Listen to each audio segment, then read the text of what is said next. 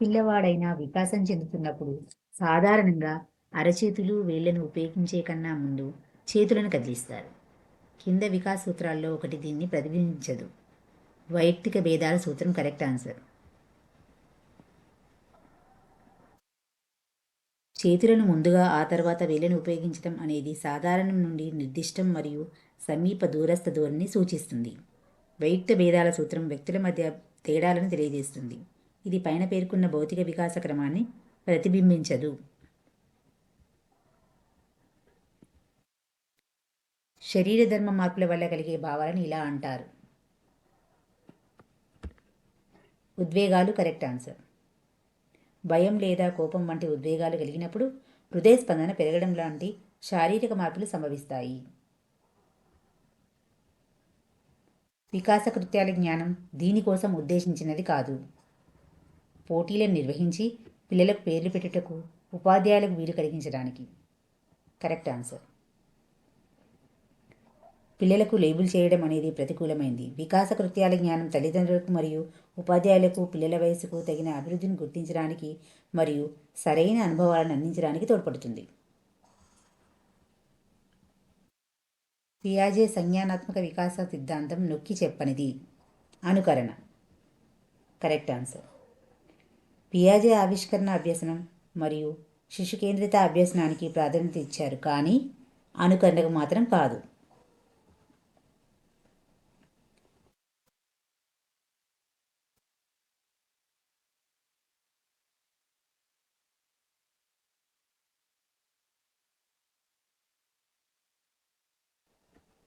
తన స్నేహితులచే మాంసాహారం తినమని బలవంతం చేయబడిన ఒక అమ్మాయి తాను కుటుంబ నిబంధనలకు విరుద్ధంగా ఏమీ చేయదనే తన తల్లిదండ్రుల నమ్మకాన్ని భంగపరచకూడదని నిరాకరిస్తుంది. కోల్బర్గ్ యొక్క నైతిక వికాస సిద్ధాంతం ప్రకారం ఈ అమ్మాయి ఈ నైతిక వికాస దశలో ఉంది. 3వ దశ కరెక్ట్ ఆన్సర్. ఒక వ్యక్తి మానసిక వయస్సు 15 మరియు ప్రజ్ఞాలబ్ధి 75. అతని వాస్తవిక వయస్సును లెక్కించండి. 20 correct answer. IQ is equal MA/CA × 100. ఇక్కడ క్యాలిక్యులేషన్ చేస్తే మనకు 20 వస్తుంది.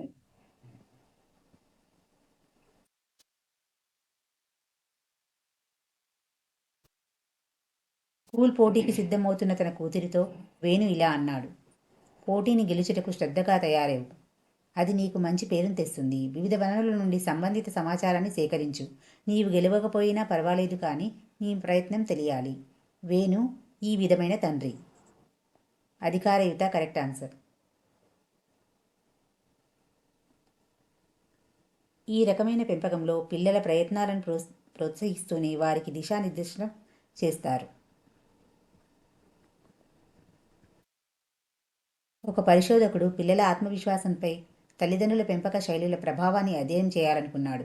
కింది వాటిలో ఒకటి జోక్యచరం కాబట్టి దీన్ని నియంత్రించాల్సిన అవసరం ఉంది.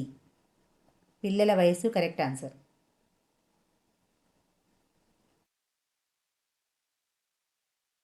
బండూరా ప్రకారం ప్రవర్తనను మలుచుకుంటకు ఒక ముఖ్యమైన విధానం మోడలింగ్ కరెక్ట్ ఆన్సర్. బండూరా సాంఘిక అభ్యసన సిద్ధాంతాల్లో ఇతరులను చూసి నేర్చుకోవడం మోడలింగ్ ద్వారా ప్రధానమైనది. ప్రాథమిక పాఠశాల విద్యార్థుల కోసం ప్రణాళిక చేయబడిన కృత్యాలు వీటిపైన దృష్టి పెట్టాలి.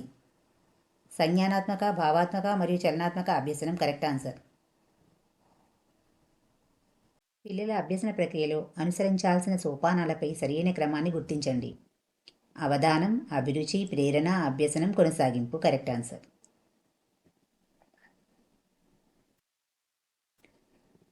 లక్ష్మి బాల్యంలో అనేక సాంస్కృతిక కార్యక్రమాల్లో పాల్గొన్నది కనుక ఆమెకు అనేక జానపద పాటలు తెలుసు.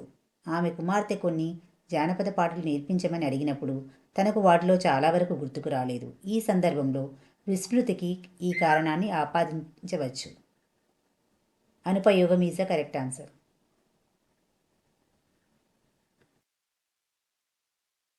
చాలా కాలం పాటు ఒక అంశాన్ని సాధన చేయలేకపోతే అది విస్మృతికి దారితీస్తుంది.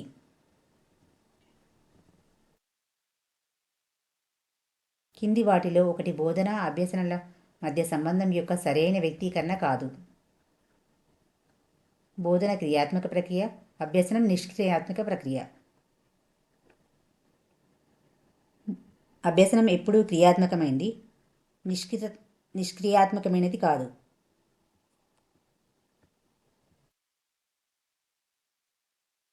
కింది వాటిలో అభ్యసనాన్ని ప్రభావితం చేసే సాంఘిక సాంస్కృతిక కారకాలు ఏవి?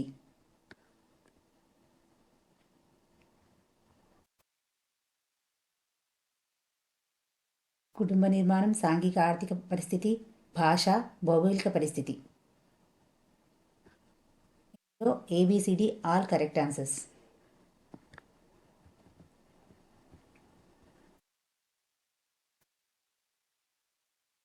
కింది వాటిలో సమ్మిళిత తరగతిలో అందుల అవసరాలను తీర్చుటకు ఉపయోగించకూడనిది. చిత్రాలు.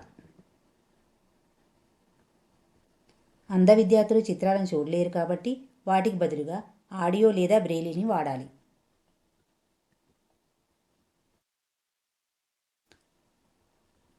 అభ్యాసకులు అన్వేషించినప్పుడు, అనుభవించినప్పుడు మరియు స్వేచ్ఛగా వ్యక్తీకరించినప్పుడు అభ్యసించుటకు వారికి మంచి ప్రేరణ లభిస్తుందని నమ్మే ఉపాధ్యాయుడు ఈ అభ్యసన పద్ధతిని ఎక్కువగా ఎంచుకుంటాడు.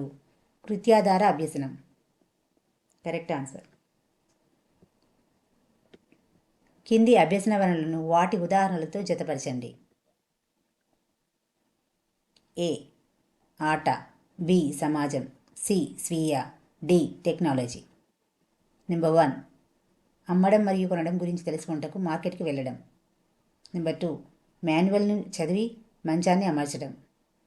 నెంబర్ 3 దత్తాంశ సేకరణ కోసం సెర్చ్ ఇంజన్ని ఉపయోగించడం. నెంబర్ 4 ఇసుకలో ఆకారాలను తయారు చేయడం. Correct answer. A 4th link చేయాలి, బి 1st లింక్ చేయాలి, సి 2nd లింక్ చేయాలి, డి 3rd లింక్ చేయాలి. అంటే ఆట, ఇసుకలో ఆకారాలు, సమాజం, మార్కెట్ సందర్శన, స్వీయ, మాన్యువల్ని చదివి మంచాన్ని అమర్చడం, టెక్నాలజీ, సెర్చ్ ఇంజన్ వాడకం.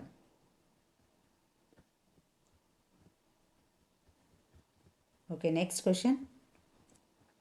ఆర్టీఈ చట్టం 2009 ప్రకారం ఎలిమెంటరీ విద్యకు సంబంధించిన విద్యా ప్రణాళిక మూల్యాంక విధానాలను నిర్దేశించేది. సముచిత ప్రభుత్వం చేత పేర్కొనబడిన academic authority. Correct answer. Next question. NCF 2005 ప్రకారం బహుభాషా తత్వంను భాషా ఉపాధ్యాయుని వనరుగా ఉపయోగించాలి. Correct answer.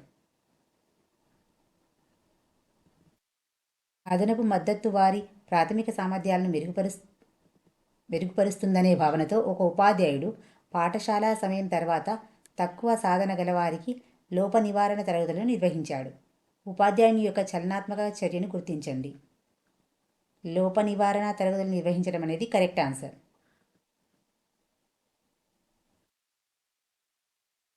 బోధన అభ్యసన ప్రక్రియ నిర్వహణకు అనువుగా లేని ఉపాధ్యాయుల ఆచరణను గుర్తించండి. కొత్త భావనలను దేనికదిగా బోధించడం అనేది కరెక్ట్ ఆన్సర్. సమయం గడిచే కొద్దీ మర్చిపోయే అవకాశం ఉన్నది.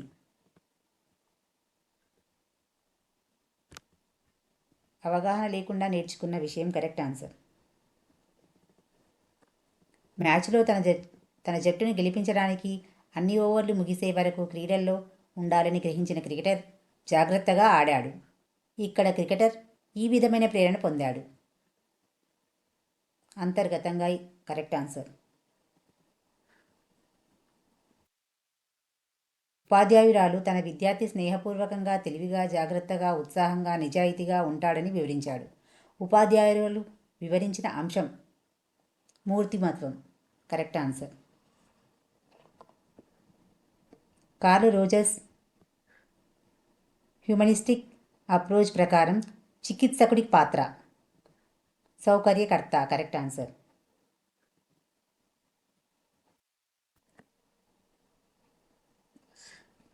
ఒక ఉపాధ్యాయుడు తన విద్యార్థుల్లో కింది అంశాలను గమనించాడు. వ్యక్తంతర్గత వైయక్తిక భేదాలను సూచించే స్టేట్మెంట్ని గుర్తించండి. విద్యార్థి జీ విద్యా సంబంధ కృత్యాల కంటే సహపాఠ్య కృత్యాలపై అధిక ఆసక్తిని చూపించడం. Correct answer. Word association, cluster association మరియు పెయిడ్ అసోసియేషన్ అనే పరీక్షలు దీని మాపనం చేయుటకు ఉపయోగించబడతాయి. స్మృతి ఈజ్ ద కరెక్ట్ ఆన్సర్.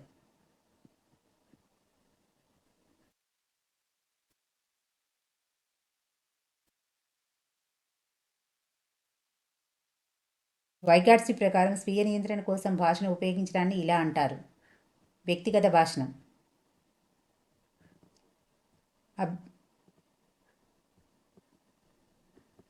అభ్యసనంలో అవగాహన, వివేచన పాత్రను నొక్కి చెప్పిన అభ్యసన సిద్ధాంతాన్ని గుర్తించండి. అంతర్దృష్టి అభ్యసనం కరెక్ట్ ఆన్సర్. ఐసీటీ దీనిలో సహాయం చేస్తుంది. స్వీయ వేగవంతమైన అభ్యసనం correct answer. Self paced learning. మనం గతంలో వచ్చిన ప్రశ్నాపత్రాల్లోని బిట్స్ ప్రాక్టీస్ చేసాము. ఇప్పుడు వస్తున్న క్వశ్చన్ పేపర్ని గమనించినట్లయితే చాలా వరకు 10 to 15% క్వశ్చన్స్ రిపీట్ అవుతున్నాయి. కాబట్టి ఇవి మీకు చాలా ఉపయోగకరంగా ఉంటున్నాయని ముందుగా వీటిని మనము ప్రాక్టీస్ చేసాం. ఇవి బాగా మీ ఫ్రెండ్స్కి కూడా ఉపయోగపడతాయి కాబట్టి మీ ఫ్రెండ్స్కి షేర్ చేయండి.